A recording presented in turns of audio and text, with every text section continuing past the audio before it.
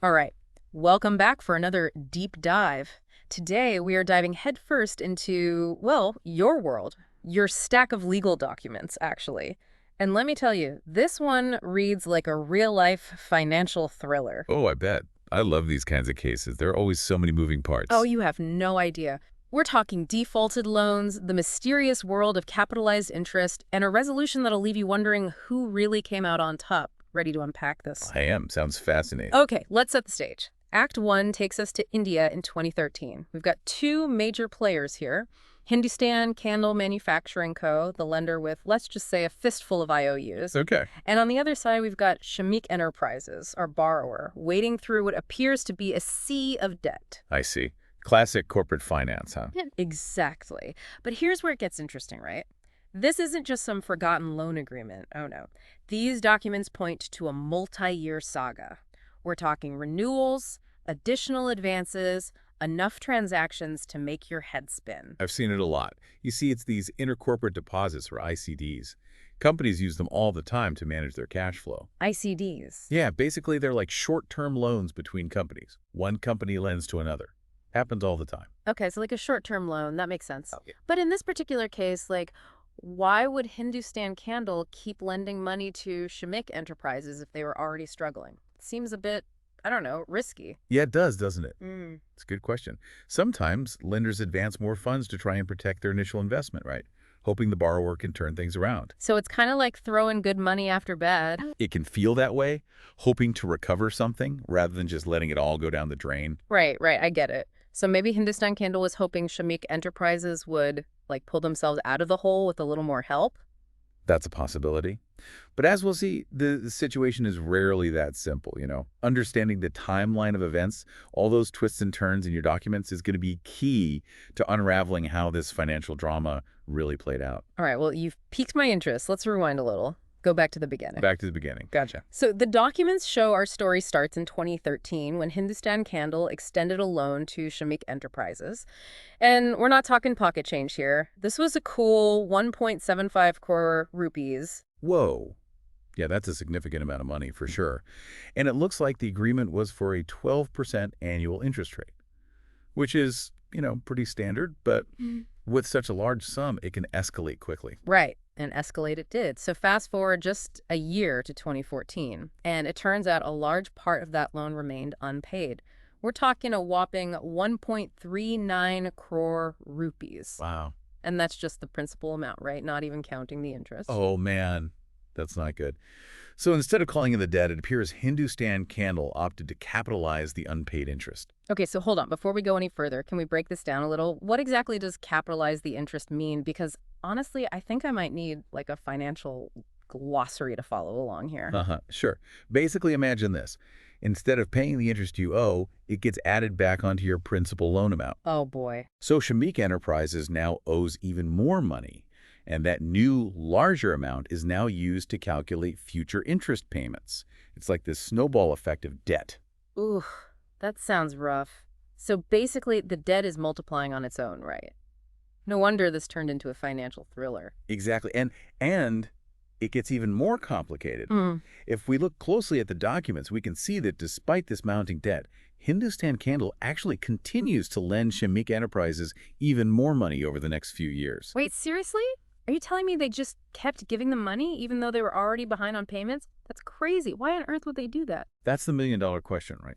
To understand the thought process there, we're going to need to dig a little deeper. We've really got to understand the intricacies of their relationship and hopefully uncover their motivation. It's a classic case of following the money. And luckily for us, these documents seem to provide a pretty detailed trail to analyze. All right, well, you've got my full attention. Lead the way. Let's see where this money trail takes us. Okay, we're back and ready to dive deeper into this financial maze. Before the break, we were talking about how Hindustan Candle continued lending money to Shamik Enterprises even though they were already struggling with debt. It's like they were doubling down on a risky bet. What's the strategy there? Well, it might seem counterintuitive, but there could be a method to their madness. Sometimes a lender will advance additional funds, hoping to keep the borrower afloat just long enough to repay at least a portion of what they owe. So they were trying to salvage their initial investment, hoping that with a little more financial breathing room, Shamik Enterprises could turn things around. Precisely. Yes. And there's another intriguing twist revealed in these documents.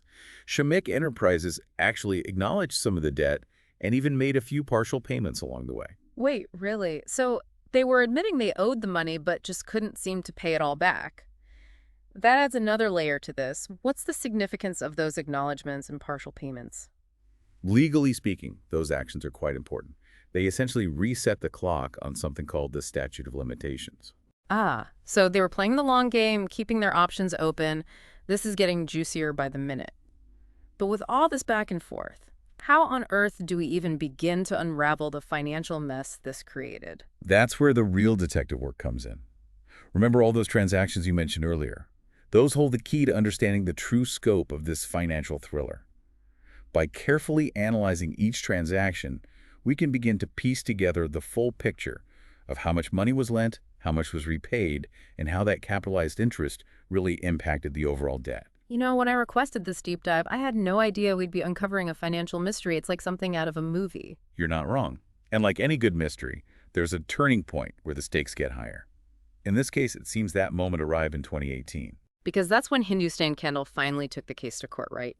The documents mention something called the National Company Law Tribunal, or NCLT for short. You've got it. Yeah. The NCLT is the main stage for resolving corporate insolvency issues in India. They have the authority to step in, evaluate the situation, and determine the best course of action. Think of it like corporate court. Okay, that makes sense. So Hindustan Candle presented their case to the NCLT. What happened next? Did they end up in a legal showdown with Shamik Enterprises? Not quite a showdown, but definitely a turning point, yeah. So the documents show that the NCLT moved pretty quickly, actually, and they appointed an interim resolution professional to kind of assess the situation. Okay, so they brought in a neutral third party, a sort of financial referee, to see what could be done. And what did they recommend? Liquidation. Well, that's always a possibility in these situations, but in this case, no. They actually went a different route. The NCLT ended up approving a resolution plan where a new company stepped in to take over Shamik Enterprises. Wow. A whole takeover. That's a pretty dramatic ending to our little financial thriller here.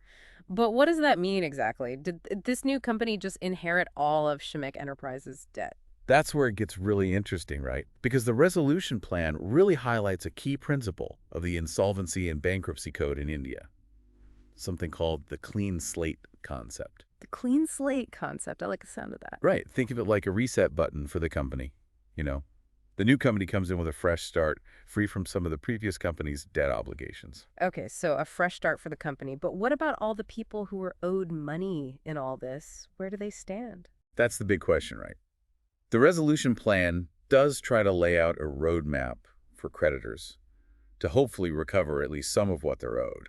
It's not a perfect solution, but it aims to at least try to provide a fair outcome considering the circumstances. All right, so let's break this down a little. What happened to Hindustan Candle, our original lender? Did they get their money back? You know, the documents indicate they did receive a consolidated sum, which represented a portion of the total debt. Obviously not the ideal outcome, but often it's better than a complete liquidation where they might have received even less. Yeah, that's true. Tough break for Hindustan Candle, but at least they walked away with something. What about the employees of Shamik Enterprises, though? They kind of got caught in the middle of all this. They did. And sadly, the documents seem to show that employees usually only receive a small percentage of any unpaid dues. Again, not ideal. But some of them, at least, were fortunate enough to be able to keep their jobs under the new ownership, so there's at least some sense of continuity there. Right, but this whole time I keep thinking about the home buyers. The people who invested in Shamik Enterprises projects. What happened to their dreams of owning a home? Yeah, unfortunately, that's probably the most heartbreaking part. Yeah. The documents don't paint a very clear picture for them. Some might eventually get their homes, but it will likely come with added costs and delays. And others, especially those who invested in those unfinished projects, might be facing the possibility of becoming unsecured creditors. They'll probably only end up receiving a fraction of their investment back, if anything at all. It's a good reminder that these corporate situations, as complicated as they seem on paper, have very real impacts on people's lives. We started with a stack of legal documents, what seemed like a pretty dry corporate case, and we uncovered a financial thriller with real human consequences. Exactly. It reminds us that behind the balance sheets and legal jargon, There are human stories. And while understanding the financial mechanisms is important, it's equally important to acknowledge the very real impact these situations have on individuals and families. Absolutely. As we kind of wrap up this deep dive here, it's clear that sometimes the most important takeaways aren't found in the black and white of legal terms, but in the human stories that are woven between the lines. We've explored defaulted loans, the impact of capitalized interest, and the complexities of corporate resolutions. But maybe, just maybe, the most important takeaway from all of this is that financial decisions, especially on a larger scale, have a ripple effect that extends far beyond boardrooms and courtrooms, reaching the lives of everyday people just striving to achieve their dreams. And that's something worth thinking about. Thanks for joining us on this journey. Until next time, keep asking questions, keep digging deeper, and remember, sometimes the most fascinating stories are hiding right there in plain sight.